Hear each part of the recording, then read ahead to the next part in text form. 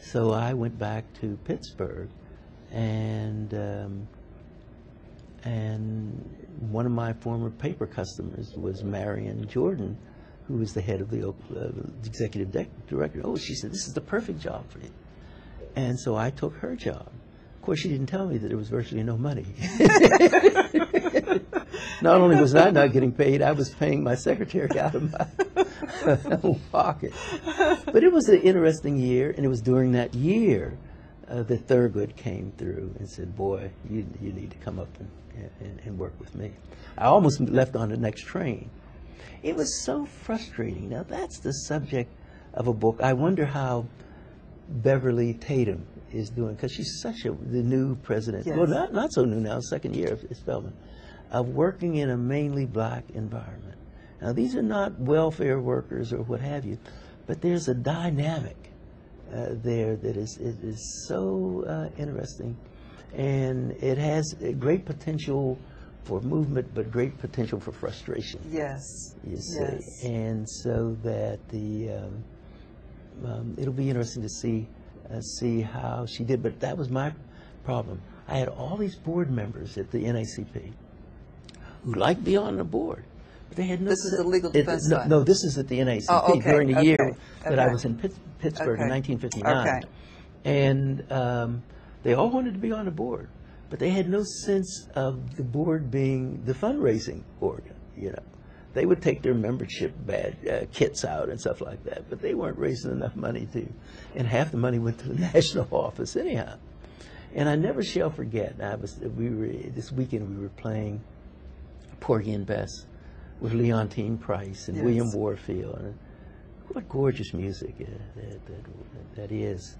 And I remember the film had just been made, and I forget now the director, the producer who made the yes. film, was very concerned about what the reaction might be. And I guess he was properly concerned, because he offered us, and probably many others, the premiere as a fundraiser. And I went to the board. I said, "This is great. You know, we could. You know, we're deficit here, but we could really work on this. It's this big film, these big stars, and what have you. Dorothy Dandridge was playing Bess. I think Leontine was doing the singing. This would be great. Sidney Poitier, I think. Sidney Poitier was playing Porgy. Wasn't it William Warfield? I think yes. that did the singing, and they were not pleased. Well, isn't there gambling going on there, and somebody gets killed with a razor or something like that? No, this is set in black light. I said, have you been to any operas? You know, there's nothing but cuttings and sex life between sisters or brothers and what have you. But they would not give permission to do it. But I understand, Professor Bell, that you were asked by the U.S. Justice Department to resign from the NAACP. That's right. Well, that's how I got back to Pittsburgh. Okay. I had an NAACP membership, and when I wouldn't surrender it, they moved me out in the hall, and that's when I went back to Pittsburgh. I just wanted to be sure that was highlighted. Yes. And took Marion Jordan. Mildred Bond, who was a long-time official at NAACP, was Marion's sister. And Marion was quite a person. When you were recruited by Thurgood Marshall to go to the NAACP Legal Defense Fund, mm-hmm. will you highlight any particular events during those years that you worked for the Legal Defense Fund? I mean, I understand that you were sent to Mississippi, for example. Will you give us just a succinct overview of what you had to do, what you were responsible for during those years? I guess within a month after I got there, the sit-in started. And suddenly this was a staff of 5 lawyers. You know, Thurgood Marshall, Constance Baker Motley, Jack Greenberg, Jim Nabert III, and myself. I was the 5th person. And suddenly you had all of these cases. And Thurgood, in his great majesty, said, I'm not representing any niggers going into white man's store and stuff like that, and I don't want you all even to think about it. Unless you can come up with argument that I can make some sense of it. So I would go over to Connie Motley's apartment.